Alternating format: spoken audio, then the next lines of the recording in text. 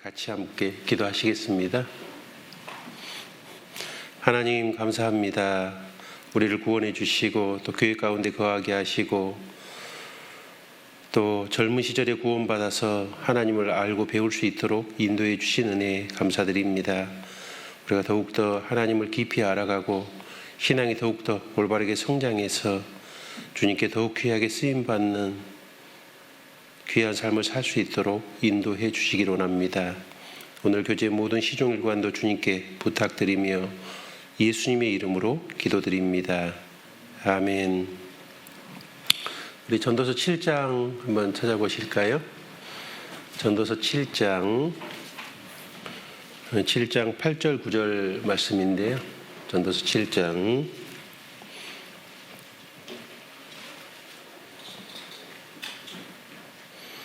8절 9절 우리 같이 읽어보겠습니다. 이 일의 끝이 시작보다 낫고 참는 마음이 교만한 마음보다 나으니 급한 마음으로 노를 바라지 말라. 노는 우매자의 품에 머무름이니라. 여기 참는 마음이 교만한 마음보다 나으니 이렇게 되어 있죠. 오늘 이제 오래 참으면 그랬는데 정확히 말하면 이게 참는 마음이 교만보다 낫다라는 이 참는 마음에 대해서 우리가 생각을 해보려고 합니다. 이게 참는 마음은 구절에 나온 대로 반대말은 급한 마음이죠. 참는 마음과 급한 마음 이게 서로 이제 반대되는 마음인데 마음이 급해지면은 노를 바라기 쉽고 노를 참기가 어렵죠. 그래서 이제 화를 내는 것은 우매자의 품에 머무른다라고 이렇게 표현되어 있습니다. 이 성경이 이제 현대인의 성경에는 인내가 교만보다 낫다. 성급하게 화를 내지 말아라.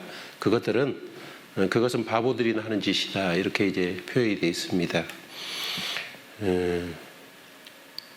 여기 이제 조급증, 급한 마음 이런 것들은 어떤 분은 이게 그냥 내 스타일이다 이렇게 생각을 해요. 그러나 실제로는 그것이 내 삶의 방식이 아니라 이 성격의 문제라기보다는 신앙의 문제인 것을 우리가 알 수가 있습니다. 그래서 이것은 내가 이게 조급하고 급한 것을 분이 혹시 이 안에 있다면 그것을 내 삶의 방식이나 스타일로 취급해서 안 되고 바로 이것이 내 신앙의 문제라는 것을 분명히 좀 인식해야 될 필요가 있습니다. 그래서 참는 마음은 특별히 인격뿐만 아니라 신앙의 성장과 성숙에 있어서도 너무 중요한 문제입니다. 이것이 바로 신앙 성공의 실패와 성공의 핵심 키가 되는 것 중에 하나라는 것을 우리가 알 수 있거든요. 디모데후서 3장 1절에 보면 말세에 고통하는 때가 이르리니 그 말세에 고통한 때에 하나의 증거 중에 하나가 그 4절에 보면은 조급하며라는 말이 나옵니다. 그러니까 사람이 우리 시대의 트렌드 중에 하나가 조급이에요, 조급. 대한민국 국민을 대표하는 키워드가 뭔지 아세요? 빨리빨리. 제가 몽골에서 한 10년 정도 이렇게 있었는데 선교를 했었는데 그 몽골 분들이 한국 사람에게 제일 먼저 배우는 말이 빨리빨리래요. 그러니까 우리나라 사람들은 다른 나라에 우리가 이 가운데 살고 있기 때문에 잘 모르지만은 외국인들이 볼 때는 엄청 성질이 급합니다. 그래서 물론 이제 좋은 점도 있죠. 요즘에 세상이 하도 빨리 변하니까 우리는 거기에 잘 적응하고 살아가는. 그래서 모든 것들을 좀 효율적으로 하고 빨리빨리 일 처리를 잘하는 것도 굉장한 능력이죠. 그래서 긍정적인 측면도 있고 우리나라도 그걸 통해서 한강의 기적도 이루었지만 그러나 여전히 부정적인 측면들이 아주 많고 신앙생활에서는 더욱더 그렇다는 거예요. 엘리베이터 타면은 뭐부터 눌러요? 닫힌 버튼 눌러놓고 층 누르잖아요.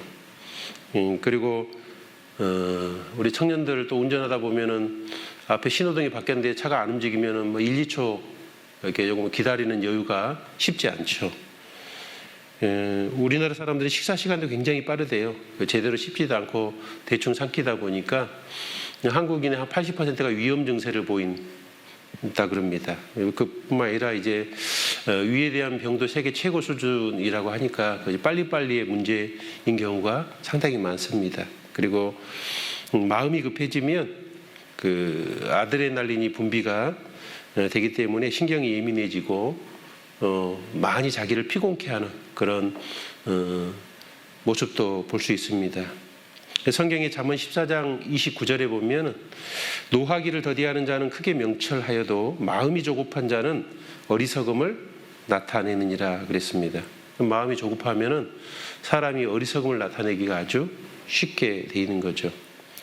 그래서 이 조급함 때문에 큰 낭패를 본 그런 예들이 꽤 많이 있는데 그 중에 대표적인 인물이 바로 사울 왕입니다. 사울 왕은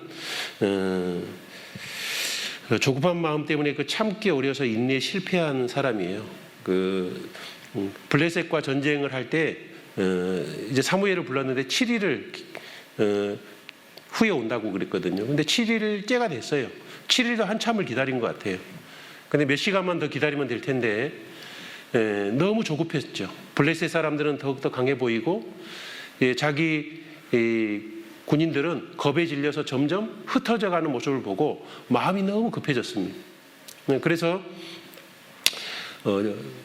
왕이라도 제사는 절대로 지내면 안 되는데 자기가 제사를 지내버리잖아요. 그리고 제사가 끝날 때쯤에 이제 사무엘이 도착을 하잖아요. 그리고 이제 그 제사 지내는 것을 보고 사무엘이 그 사울 왕에게 뭐라 그러냐면 사무엘상 13장의 내용이 11절의 내용에 보면은 왕이 망령되이 행하였도다. 왕의 하나님 여호와께서 왕에게 명하신 명령을 지키지 아니하였도다. 만약 그 명령을 지켰더라면 이스라엘 위에 왕의 나라를 영영히 세우셨겠거늘 왕이 그렇게 하지 않음으로 인해서 이 조급증 때문에 결국은 왕의 나라가 지속될 수 없다. 사울 왕에서 대가 끊겨버리는 일이 생기게 된 겁니다. 하루만 더 기다려 보자는 마음을 가졌더라면 그는 정말 하나님 앞에 귀하게 쓰임받는 왕이 혹 될 수도 있었을 것 아니겠어요? 그래서 기다리지 못하는 이 조급한 것이 하나님의 은혜를 잃어버리는 일이 될 수도 있다는 것을 우리가 볼 수 있습니다. 잠언 29장 20절에는 내가 언어에 조급한 사람을 보느냐? 그보다 미련한 자에게 오히려 바랄 것이 있다라고도 말씀했습니다. 그러니까 마음이 조급해지면은 이제 말도 참지 못하고 이렇게 해버리는 경우가 많잖아요. 그리고 나서 아이고 이런 말은 하지 말았어야 되는데 후회도 하잖아요.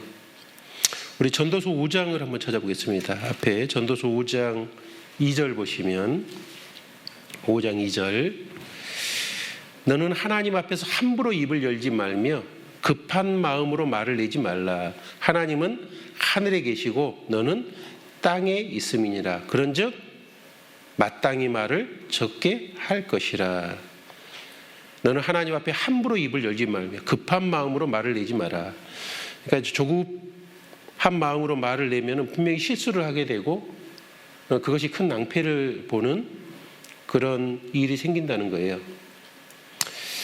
그래서 급한 마음, 조급한 마음은 참는 마음, 인내하는 마음의 반대적인 개념이고, 그리고 급하고 조급해지면 노를 바라기 쉽게 되고, 노를 바라는 것은 참고 용서하는 것의 반대적인 그런 개념입니다.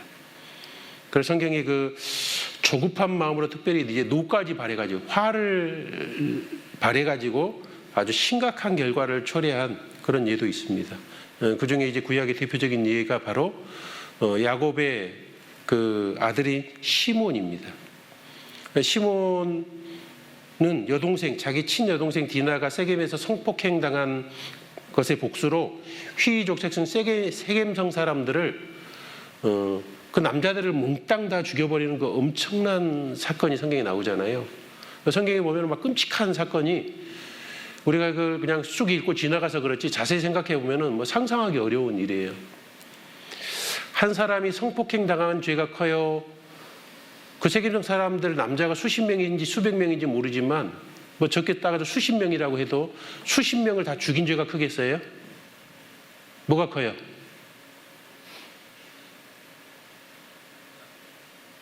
얘기 안 하면 저도 안 하려고. 뭐가 커요? 네, 비교할 수가 없어요. 한 사람이 성폭행 당한 거하고 수십 명, 수백 명을 살인한 죄하고는 비교할 수가 없잖아요. 그런데 이 시므온이 주동이 돼가지고 시므온과 레위가 그 세겜성 사람들을 막 엄청나게 죽여버렸습니다. 그러니 이것이 얼마나 크고 무서운 죄인지 모릅니다. 하나님께서 그것을 하나님이 야곱을 사랑하셔서 그 가족을 보호해줘서 그렇지, 그 세겜성 인근에 있는 다른 또 족속들도 다 그때는 가깝게 결혼을 했기 때문에 다 먼 친척이라고 할 수 있습니다.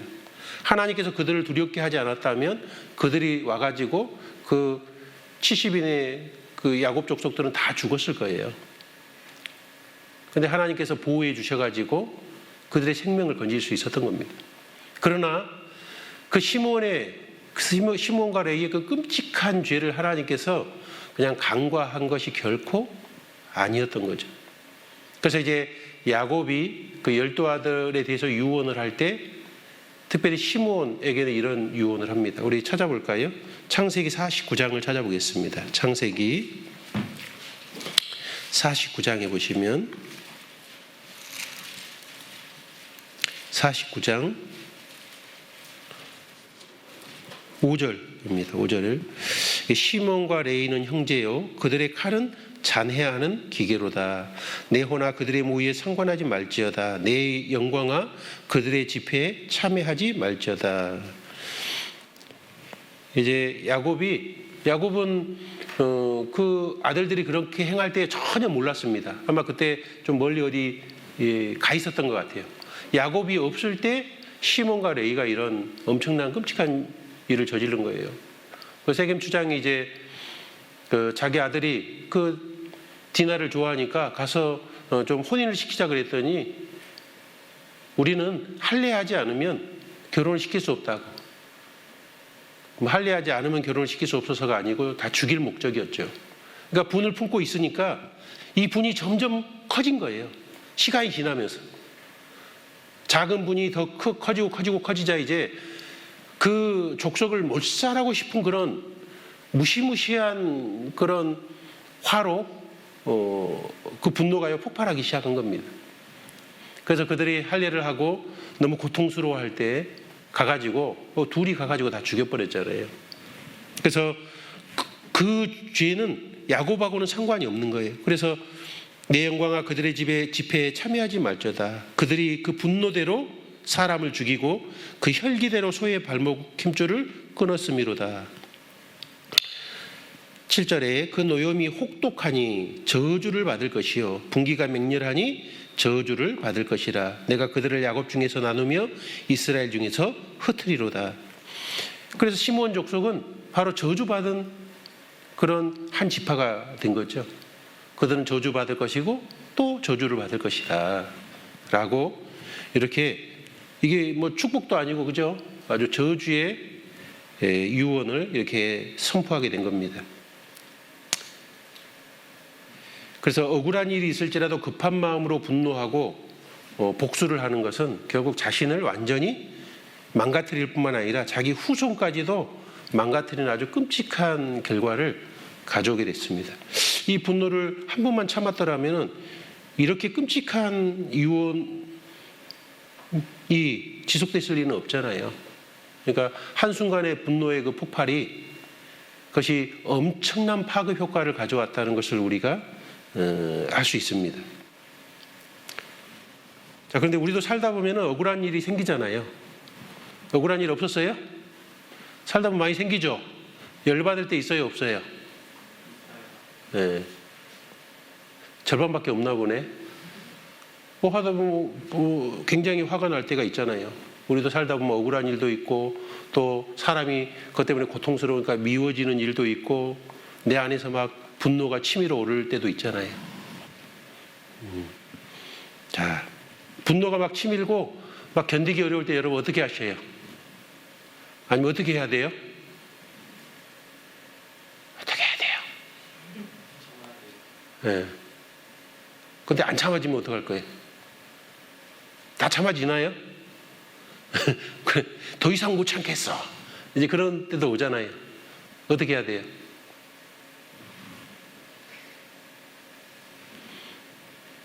우리는 이제 신앙입니다. 그죠? 우리가 이제 분노를 터뜨리면은 요즘에 이제 뭐 분노를 못 참는 사람이 너무 많잖아요. 터뜨리면 해가 된다는 걸 알기 때문에 좀 참기도 하지만은 결국 그것이 전혀 신앙의 훈련이 되지 않습니다. 그래서 분이 날 때 먼저 이 분을 가라앉게 해달라고 기도하는 것도 좀 필요할 거예요. 그죠? 우리는 기도하고 참는 마음, 참을 수 있는 힘을 달라고 먼저는 기도하는 게 필요하죠. 그래서 이 분노를 제어하지 못해서 이게 저주받았는데 우리는 그러면 안 되잖아요. 근데 하나님께서 그 억울한 일이 생기고 그 억울한 일의 그 동기 유발자가 바로 이제 원수처럼 생각이 들고 또 그 사람에 대한 미움이 이렇게 마음에 싹트기 시작하잖아요. 근데 우리가 보통 내가 화가 날 때 뭐 정당한 걸로 화를 내잖아요. 너무 억울한 거예요. 상대편이 너무 악하게 행동했어요. 그리고 내가 볼 때는 합리적으로 생각해 보지만 그분이 너무 잘못했어. 그 사람이 너무 잘못했어요. 그래서 우리가 화가 날 때 그 화가 나는 게 비정상이에요, 정상이에요? 네? 비정상, 정상?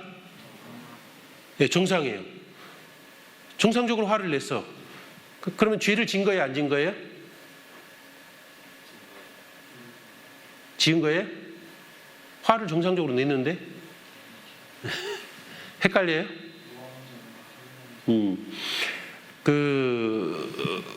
화를 내는 것 자체가 다 죄가 아닙니다. 하나님은 매일 분노하시는 하나님이라고 되어 있잖아요. 그러니까 불의에 대해서 화가 나는 것은 전혀 문제가 될 게 없죠. 그런데 그 분노가 의로운 분노라 할지라도 그것이 오랫동안 지속되면은 그 분노가 색깔을 바꿉니다. 그리고 얼마든지 죄로 이렇게 변화될 수도 있어요. 그래서 처음에 가인과 아벨이 하나님께 제사를 드리려고 했죠. 제사 드리려고 하는 건 하나님과 교제하고 싶은 거예요. 소통하고 싶어서 이렇게 제사를 지냈거든요. 그리고 가인도 아벨을 동생으로서 귀하게 여겼을 거예요. 근데 아벨의 제사는 받고 가인의 제사는 받지 않았습니다. 그러면 여기 이거 한번 생각해 볼까요?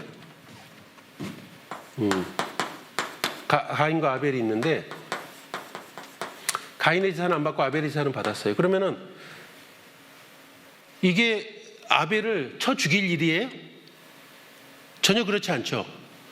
우리 한번 가인이 처음에 자기 제사는 안 받고 아벨의 제사를 받았을 때 아벨에 대해서 어떤 감정이 생겼을까요? 어떤 감정이었을까?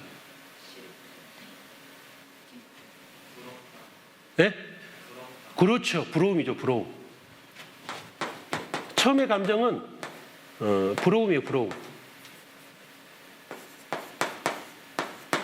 부러움은 감정은 죄가 아니죠. 우리가 서로 잘 되는 걸 보고 부러워하는 건 절대 죄가 아니잖아요. 근데 부러움이 조금 시간이 지나고 이게 묵상을 해서 이게 좀 바뀌었어. 색깔을. 이 감정의 색깔을. 뭘로 바뀌었을까요? 그렇죠. 시기 질투로 바꾼 거죠. 자, 이쪽으로 바뀌면서 뭐죠? 시기 질투는 죄잖아요. 그리고 또 시기 질투가 뭘로 바뀌었죠? 예, 미움으로 바뀌었죠. 그리고 미움이 뭐로 바뀌었어요? 예, 죽이고 싶은 마음까지로 바뀌었잖아요. 그래서 죽여버렸잖아요. 그러니까는 부러움도 시간을 지나서 이렇게 조금 잘못 흐르게 되면 감정선이 이렇게 바뀔 수도 있어요.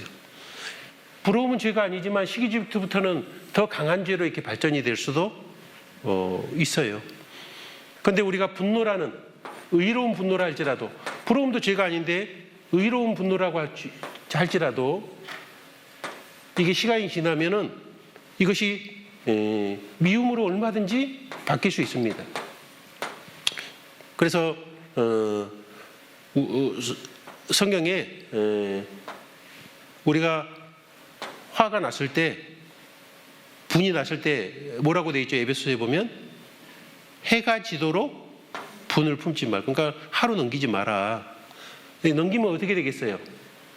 이런 의로운 분노라도 얼마든지 죄로 발전할 수 있고, 그리고 마귀로 틈을 타지 못하게 하라 그랬는데, 마귀는 이렇게 잘못된 감정을 자극하는 그런 문제를 일으킬 수가 있는 겁니다.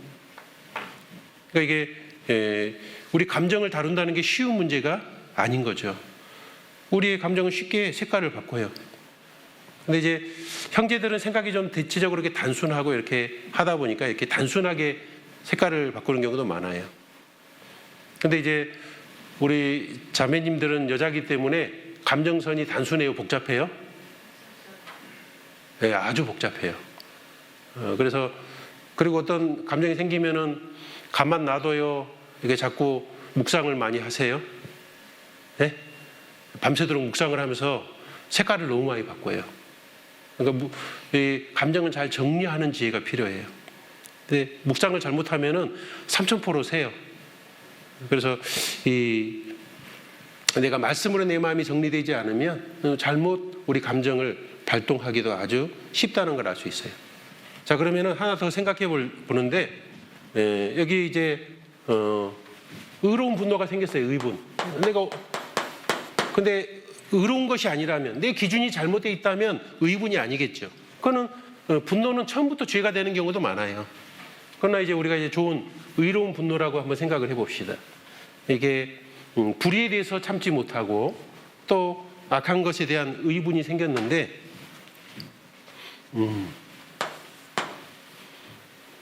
그러면 이제 이것을 의로운 분노가 생겨서 화가 났어요. 화가. 어쨌든 화가 난 거잖아요. 났을 때 어떻게 해야 된다고 했죠? 어떻게 해야 돼요?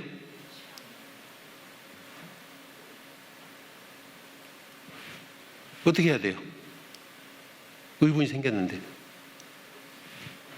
어떤 사람에서 이제 화가 나고, 이제 조금 약간만 잘못 틀리면 바로 미움으로 바뀐다 그랬잖아요. 그 사람에 대한.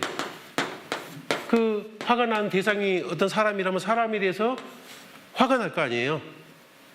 하나님께서 이 분노를 주신 이유가 뭘까요? 왜 우리에게 분노라는 감정을 주셨죠?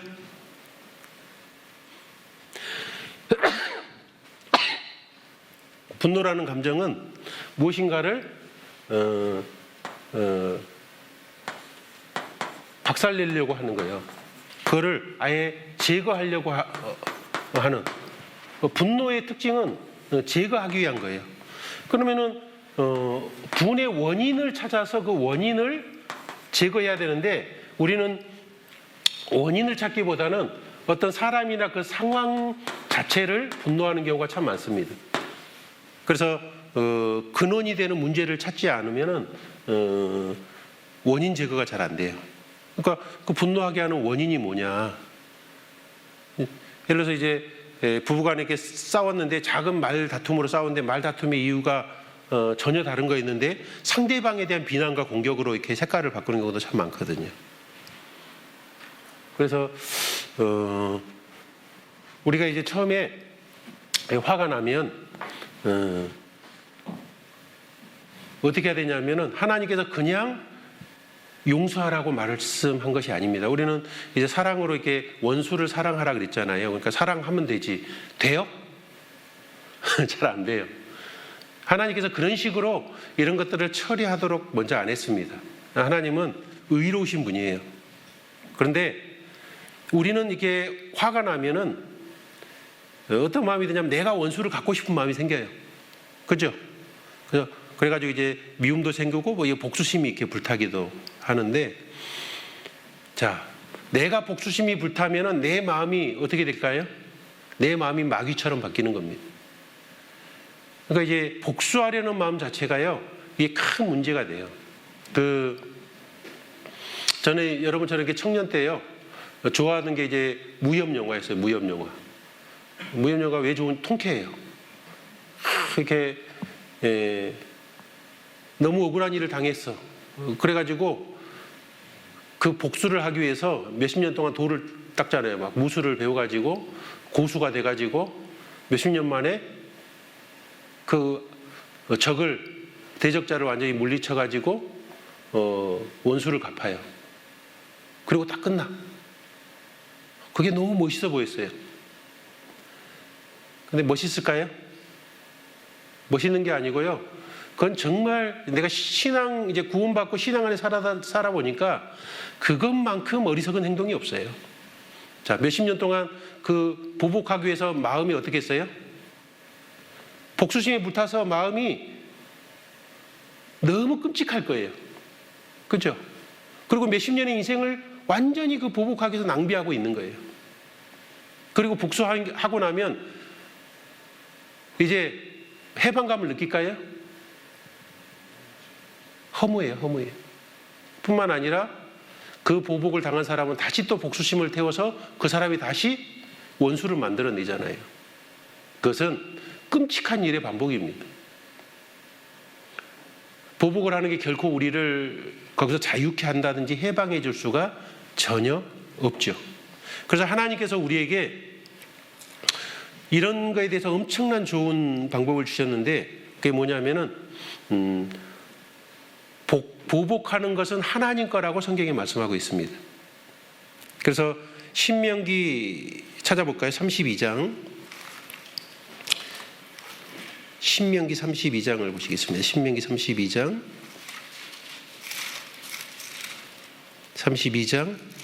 35절입니다. 35절.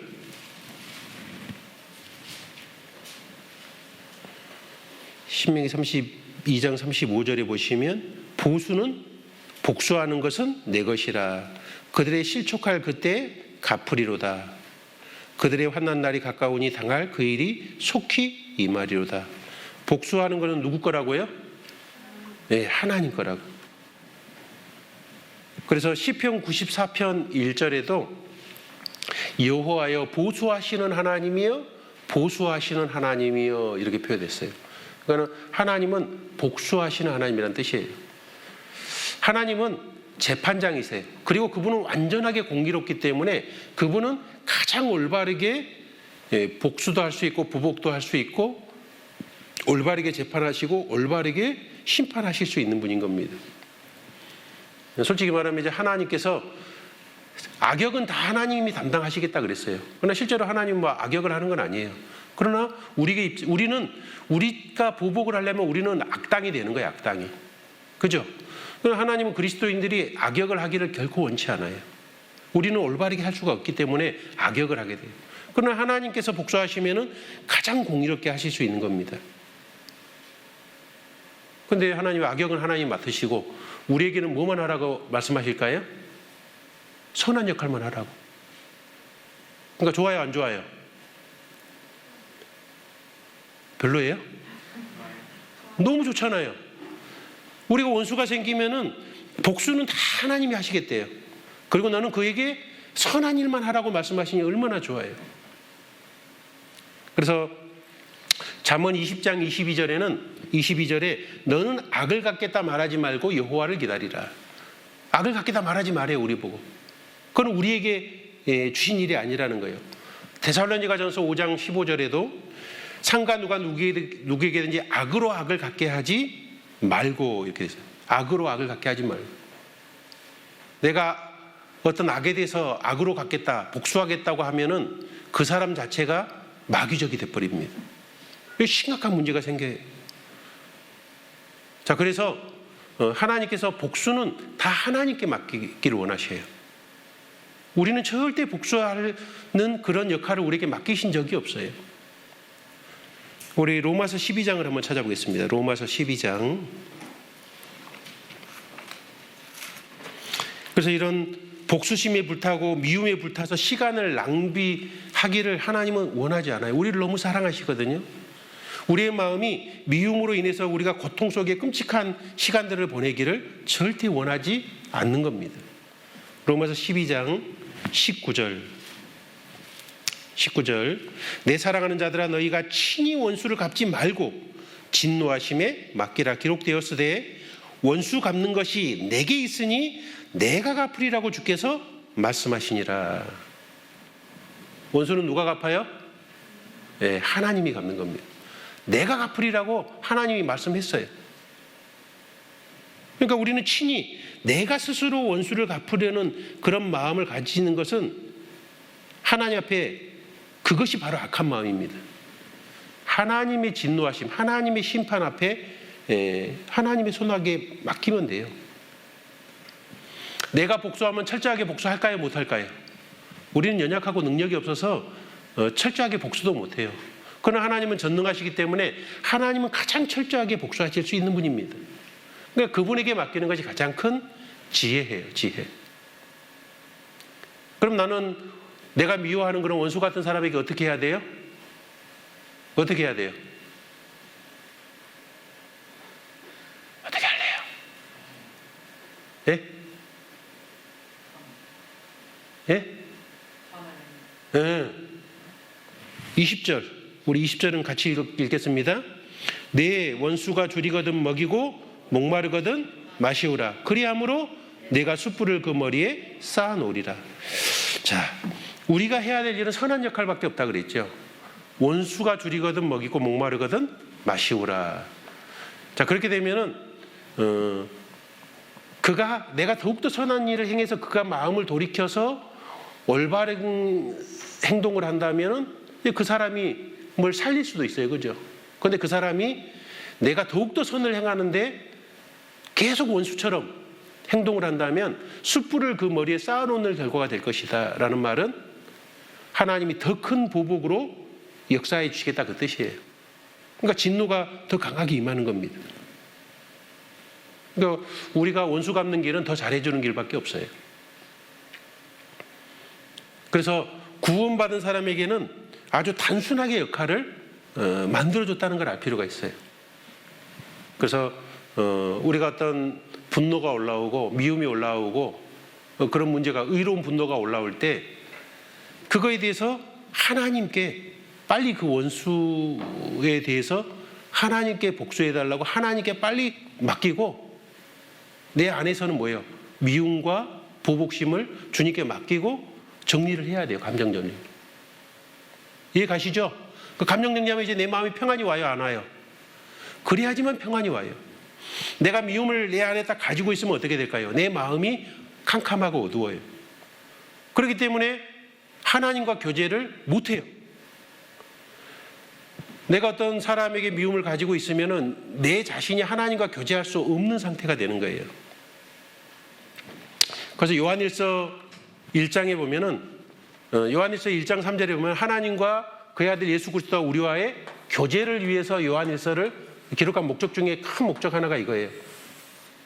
하나님과 예수님과 우리인 교회의 교제를 위해서 요한일서를 우리에게 줬다라고 말씀하고 있어요. 그런데 이 교제가 풍성해지면 기쁨이 충만해진다 그랬어요. 그런데 이 교제를 깨고 기쁨을 깨버리는 게 뭐냐? 그래서 5절에 보면 하나님은 빛이시다 그랬어요. 빛이시다. 이런 정의가 나와요.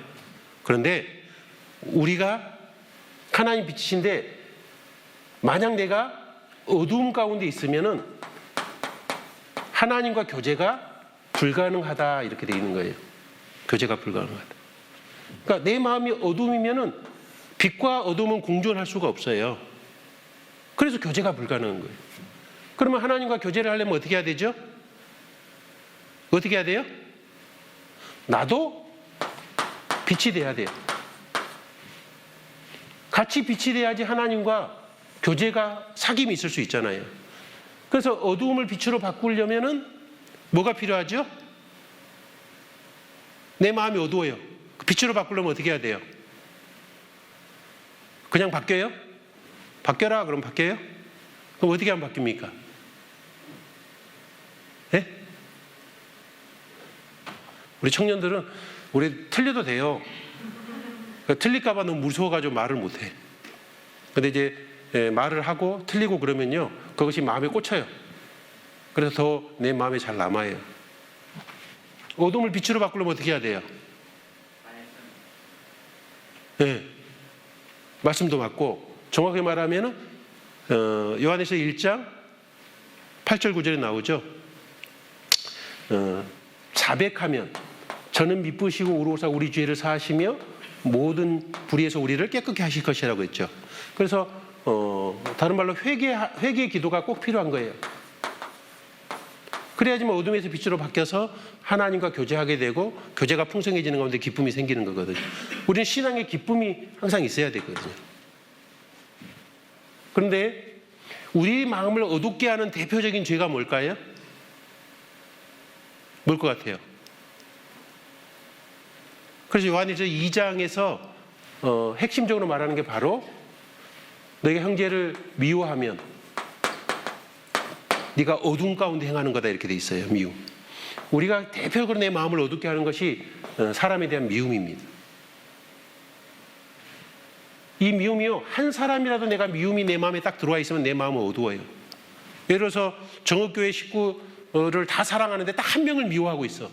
내 마음은 빛이에요, 어둠이에요? 네, 어둠이라니까요. 그러면 하나님과 교제가 단절되어 있는 거예요. 나는 지금 주일도 나오고 수요일도 나오고 청년의 모임도 나오고 있는데 내가 빛이 아니라 어둠이에요. 한 명이라도 내가 미움이 내 안에 가지고 있던 내 마음이 깜깜해요. 그래서 이 미움을 내가 이게 빛으로 바꿔야 되는데 그게 너무 중요한 겁니다. 그래서 우리가 하나님과 교제해서 기쁨을 맛봐야 되잖아요.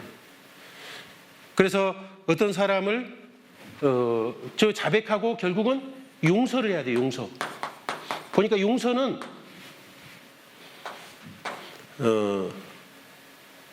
그 악한 사람을 위해서 하는 거예요? 내 자신을 위해서 하는 거예요?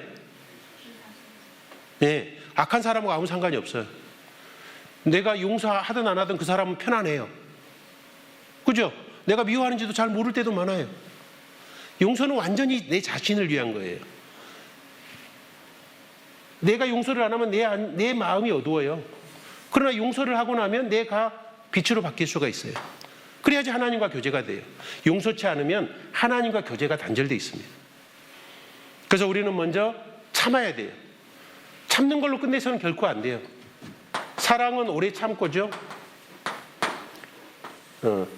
참고로 끝나면 안 되고 참은 후에는 어떻게 하냐면 용서를 해야 되는 겁니다. 용서가 돼야지만 사랑은 오래 참고 그 다음에 뭐죠? 사랑은 그 다음에 온유하게 대할 수 있게 되는 겁니다. 용서가 중간에 있지 않으면 우리는 온유한 마음을 가질 수가 없는 거죠. 용서는 하나님과 나의 교제를 위한 가장 중요한 문제가 되는 겁니다. 그래서 우리는 먼저 참아야 돼요. 그리고 나서는 용서까지 가야 돼요. 그럴 때 이제 부드럽게 대할 수 있게 되는 겁니다. 참는 게 그래서 먼저 참는 것이 안 되면 용서로 갈 수가 없죠. 참는 게 먼저 시작이 돼야 돼요.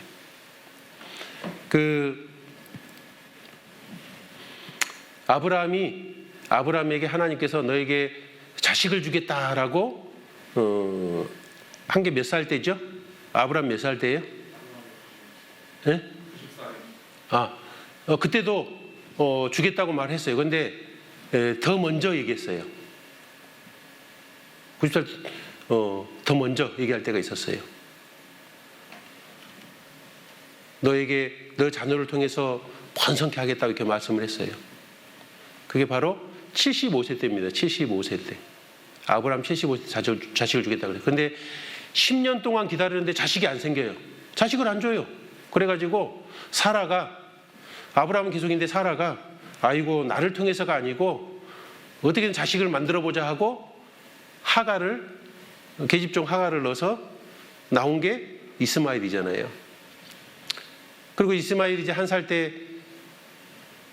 이제 낳고 나서 아이고 뒤에 이제 그 하나님의 음성이 없습니다. 한참 후에 이제 다시 하나님께서 아브라함에게 나타나셔가지고 너로 그러니까는 이 사라를 통해서 자식을 낳게 하겠다고 얘기를 한 거예요. 그 후에 아브라함 100세 때 이삭을 낳은 거예요.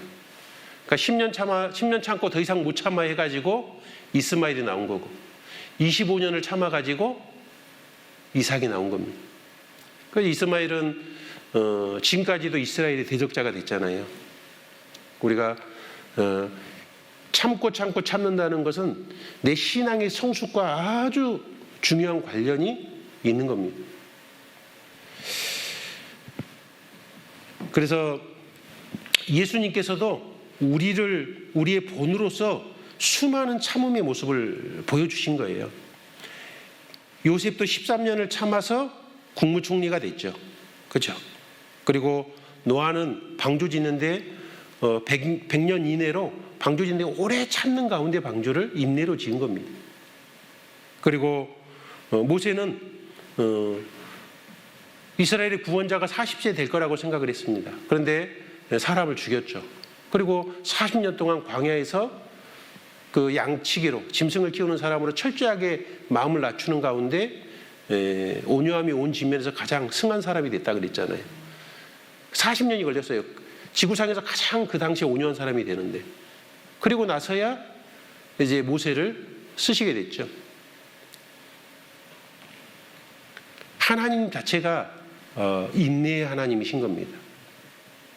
그래서 우리는 그걸 배워야 돼요. 리처드 포스터란 유명한 천교도 목사는 조급함은 마귀적인 것이 아니라 마귀다라는 표현도 썼어요. 우리는 이 조급함에서 벗어나야 됩니다. 다윗도 10년은 이상을 참고 견뎌서 왕이 됐잖아요. 기름 부음을 받은 후에 바로 왕이 된 것이 아니고 10년 가차이 사울에게 계속 쫓겨다녔잖아요. 끊임없이 쫓겨다니는 가운데도요, 사울은 다윗을 죽이려고 정적처럼 쫓아다녔지만 다윗은 한 번도 사울을 죽이려는 마음을 가지지 않았습니다. 둘 다 기름 부음 받은 자니까 둘 다 구원받은 그리스도인의 모습이에요. 그죠? 근데 사울은 원수를 자꾸 제거하려고 해요. 솔직히 다윗이 원수도 아니었어요. 그러나 자기는 원수라고 생각했죠. 왜? 왕권을 그 사람이 가질 거라고 생각을 하니까 어때요? 계속 죽이고 싶은 거예요. 그런데 다윗은 자기를 죽이려 하는 사울을 계속 피해 다니면서 아주 결정적으로 2번 죽일 기회가 생겼습니다. 그때 딱 죽여도 됐잖아요. 그런데 감히 하나님의 기름 부음 받은 자를 내가 해할 수 없다고 생각해서 옥깃을 한번 베고 마음에 찔렸죠. 내가 이래서는 안 되는데. 그리고 피하고 하나님께서 역사하길 기다렸습니다. 그래서 사울이 끝까지 돌이키지 않고 다윗을 죽이려고 쫓아다니니까 하나님께서 전쟁터에서 사울을 일찍 죽게 만들었잖아요. 그래서 다윗은 기다리는 가운데 내가 정적을 제거해서 왕이 된 것이 아니라 하나님의 섭리 속에서 왕이 된 사람입니다. 그래서 하나님 마음에 합한 자가 될 수 있었던 거죠. 우리도 어떤 문제가 생겼을 때 그 복순을 하나님께 맡기고 내가 하나님을 잘 참아 기다리는 그 기다림의 훈련 속에서 우리의 신앙이 올바로 자라가는 거예요. 그 다윗이 정말 하나님 마음이 합한 사람이 되기 위한 훈련의 기간이 그 10년이 핵심 기간인 겁니다. 우리가 참고 기다리는 가운데 하나님께서 우리의 신앙을 단련하시고 성숙시키는 거라는 것을 우리는 꼭 알 필요가 있어요. 그래서 로마서 15장 5절에 보면 하나님을 이렇게 표현했어요. 인내와 안위의 하나님이다라고 하나님의 성품을 하나를 보여주고 있어요. 하나님은 인내의 하나님입니다. 그러니 인내의 하나님이시기 때문에 얼마나 우리에게 인내를 가르쳐주고 싶겠어요. 인내는 너무 중요하다는 겁니다. 출애굽기 34장 6절에도 하나님은 노하기를 더디하시는 하나님이라고 이렇게 표현을 하고 있잖아요. 우리는 오래 참으시는 예수님을 바라봐야 돼요. 예수님은 뭘 참았다 그랬냐면 십자가를 참았다고 이렇게 표현하고 있어요. 십자가를 참았다. 자, 우리가 참는 거하고 예수님께서 참는 것은 전혀 다른 문제예요. 봐요. 우리는 누가 우리를 십자가에 이렇게 못 박아 죽인다고 하면은 아무리 반항하고 막 때를 써도요, 피할 수 있어요, 없어요? 우리는 꼼짝없이 죽어야 돼요. 그 살인 강도들이 그 악한 사람들도요, 반항을 못하고 로마 군병들이 잡혀서 어쩔지 매달려 죽고 갔잖아요. 능력과 힘이 없어요. 그러나 예수님은 말씀 한마디 하시면 천군 천사들이 와서 로마군을 다 죽여버릴 수도 있어요. 말씀만 하면 십자가에 바로 내려올 수 있어요. 그분은 그 고통을 금방 없애버릴 수 있어요. 자기의 결심 하나와 능력 하나만을 가지고도 얼마든지 그걸 다 피할 수 있습니다. 그런데 그렇게 하면 우리가 지옥 갈 수밖에 없으니까 우리를 살리려고 그 모든 능력을 가지고 있음에도 불구하고 그것을 전혀 쓰지 않고 고난을 다 당해주시고 참아주신 거예요. 그죠? 우리가 참는 것과 주님이 십자가를 참는 모습은 상당히 다릅니다. 주님은 모든 걸 피할 수 있음에도 이렇게 참아주셨다는 걸 생각할 때 우리가 예수님을 깊이 생각해 보면은, 그리고 그것이 나를 살리기 위한 목적으로 그런 엄청난 고난을 참으셨다면 왜 내가 그 주님의 은혜를 받은 자로서 못 참겠느냐, 그거예요. 그래서 우리가 신앙에서 참는 훈련하는 거다. 그리고 이 참는 것은 사랑의 시작입니다. 더 중요한 거는 이 참는 것이 사랑이에요. 그래서 우리 보시면 그 고린도전서 13장에 보면 사랑은 오래 참고로 시작하죠. 사랑의 시작이 오래 참음이에요. 오래 참음. 그러니까 오래 참는 것이 없으면 사랑 자체를 배우기도 어려워요. 사랑을 정상 하나님의 사랑을 배울 수는 없어요. 참는 능력이 없다면. 그리고 사랑의 마지막이 뭐죠? 사랑의 시작은 오래 참음이에요. 사랑의 끝은 모든 것을 참고 모든 것을 바라고 모든 것을 견디느니라. 이렇게 돼 있죠. 사랑의 시작도 참는 건데 끝도 참고 견디는 것이다, 이렇게 표현되어 있어요. 그래서 오래 참는 이것이 신앙 안에서 훈련되고 성숙되지 않으면 우리는 사랑도 제대로 배울 수 없어요. 그러니 이 참는 것이 얼마나 중요한 신앙의 훈련인지를 알 수 있잖아요. 그래서 하나님은 이걸 훈련시키기 위해서 때로는 우리에게 억울한 일도 당하게 하시는 거예요. 그래서 그 참는 것을 견디고 이기는 가운데 성숙되지 않으면 우리는 배울 수가 없어요. 그래서 하나님께서 욥에게도 굉장한 고난을 주셨죠. 욥에게도. 그런데 우리는 욥에 뭘 봐요? 야, 욥 대단하게 잘 참는다. 그거 볼지 모르지만 성경은 욥에 대해서 전혀 다르게 묘사하고 있어요. 욥기의 핵심은 욥의 참는 모습이 아니라 욥기 42장이 욥기의 핵심이에요. 우리 야고보서 5장을 한번 찾아볼까요? 야고보서 5장. 야고보서 5장 11절입니다. 11절. 야고보서 5장 11절.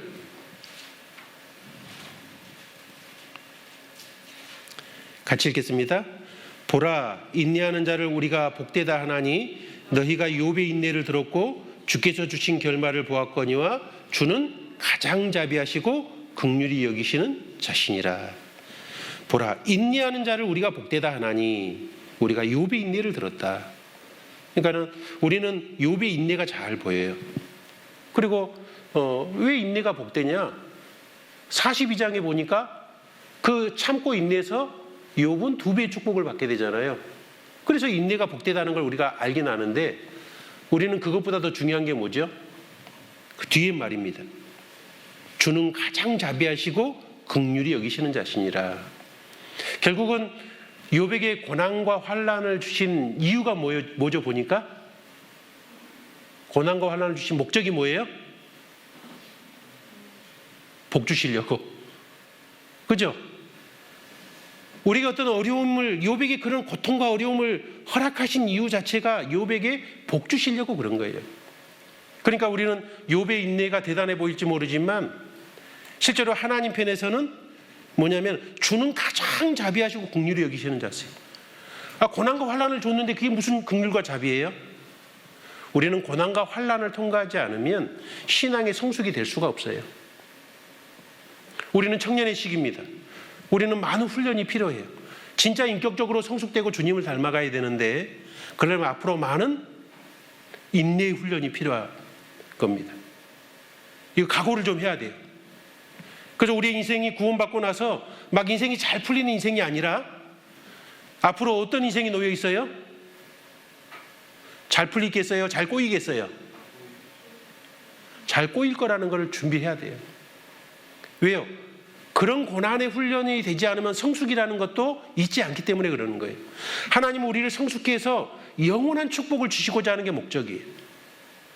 그러니까 각오를 해야 돼요. 청년 때. 하나님은 항상 우리에게 자비하시고 긍휼히 여기시는 자십니다. 정말 나를 사랑하고 계셔요. 그러니까 우리에게 고난도 허락하시고 어려움도 허락하시고 환난도 허락하시고 다양한 테스트를 하시는 겁니다. 그걸 각오하고 준비를 잘 하지 않으면 우리는 어려움이 오면 왜 나에게 이런 어려움이 오지 하고 두려워해 버릴 수 있잖아요. 그럼 낙심하면 안 되잖아요. 야고보서 1장을 보겠습니다. 1장 12절입니다. 12절 1장 12절 시험을 참는 자는 복이 있도다. 여기서 시험은 트라이얼이에요. 트라이얼 영어로 바로 시련이죠. 시련 환난입니다. 이 시련 고난을 참는 자는 복이 있도다. 이것이 옳다 인정하심을 받은 후에 주께서 자기를 사랑하신 자들에게 약속하신 생명의 면류관을 얻을 것입니다. 시험을 잘 이기고 통과하면 하나님께서 우리에게 생명의 면류관 영광을 주시겠다는 거죠. 그 13절에 사람이 시험을 받을 때 여기서 시험은 템테이션 유혹이에요. 유혹. 같이 이제 시험 나오니까 똑같은 거라고 생각하면 안 돼요. 완전히 다른 단어입니다. 그 13절에 사람이 유혹을 받을 때 내가 하나님께 유혹을 받는다 하지 말지니 하나님은 악에게 유혹을 받지도 아니하시고 친히 아무도 유혹하지 아니하시느니라. 그러니까 여기는 전혀 다른 거예요. 그래서 12절 13절 같이 나오니까 똑같이 보면 안 됩니다. 그 12절에는 바로 트라이얼입니다. 1장 4절도 보시면 인내를 온전히 이루라. 3절에 보면 이는 너희 믿음의 시련이 인내를 만들어내는 줄 압니다. 이 시련이 우리에게 인내를 만들어요. 여기서 시련은 테스트를 말하는 겁니다. 테스트. 너희의 믿음의 테스트가 인내할 수 있는 능력을 만들어내는 줄 너희가 압니다. 인내를 온전히 이루라. 이는 너희를 온전하여 구비하여 조금도 부족함이 없게 하려 함이라 이렇게 되어 있습니다. 그래서 이런 여러 가지 테스트를 통해서 하나님은 인내할 수 있도록 만들어가고 이 인내를 온전히 이루는 가운데 우리가 부족함이 없는 신앙인으로 이렇게 자라게 해 주시려고 하는 겁니다. 그러니까 그걸 복 주시려고 하는 거예요. 그래서 우리가 청년회 때 하나님께서 우리에게 앞으로 많은 인생의 시험과 어려움들, 고난과 환난들이 내 삶에 다양하게 베풀어 주실 거라는 것을 미리 각오를 할 필요가 있어요. 그것은 하나님이 나를 미워해서가 아니에요. 우리는 어떤 문제가 생겨 어려움이 생기면 하나님이 나를 미워하시나? 그렇게 착각을 해요. 아닙니다. 하나님 나를 너무너무 사랑하셔요. 사랑하시기 때문에 그런 환난 속에서 나를 훈련해서 성숙된 인격으로 만들어가고 주님을 닮아가게 만들고 더욱더 값지고 귀하게 쓰임받게 만들어서 더 많은 축복의 사람이 되도록 하게 하시려는 겁니다. 그래서 우리는 이 인내와 참는 걸 통해서 사랑의 시작이고 그리고 그걸 통해서 우리가 주님의 그 엄청난 복들을 받는 통로를 축복의 그 통로를 여는 길이 되는 거예요. 그래서 우리가 화를 내야 되는 것이 아니고 참을 줄 아는 것. 조급한 게 아니라 주님을 참아 기다릴 줄 아는 그 참는 가운데는 느긋하게 기다릴 수 있는 힘이 생기기 시작해요. 기다리는 자가 점점 신앙이 성숙할 수 있는 겁니다. 그래서 우리 청년회 때 그걸 잘 길러서 점점 더 성숙된 신앙인으로 잘 자라갔으면 좋겠습니다. 같이 기도하시겠습니다. 하나님 감사합니다. 우리 함께 또 귀한 교제 나눌 수 있도록 인도해 주시는 은혜 감사드립니다. 우리 청년회 때 우리가 올바르게 말씀을 배우고 올바르게 신앙 안에 굳건히 서서 정말 하나님 앞에 더욱더 귀한 일꾼으로 잘 성장하고 자랄 수 있도록 인도해 주시옵소서. 나머지 모든 교제 시정일관도 주님께 부탁드리며 예수님의 이름으로 기도드립니다. 아멘.